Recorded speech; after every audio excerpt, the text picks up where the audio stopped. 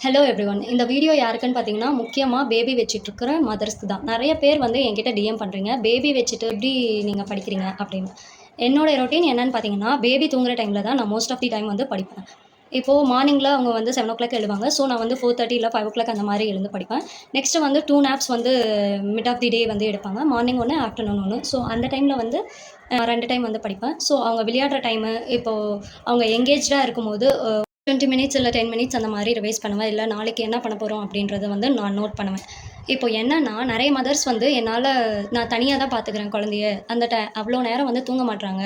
எனக்கு அவங்க தூங்குற டைம்ல வந்து எனக்கு வேலையும் இருக்கு. நான் வேலையும் பார்க்கணும். நான் ஜாயிண்ட் ஃபேமிலி இல்ல. எங்களுக்கு பார்த்துக்க யாருமே இல்ல அப்படின்னு சொல்றீங்க.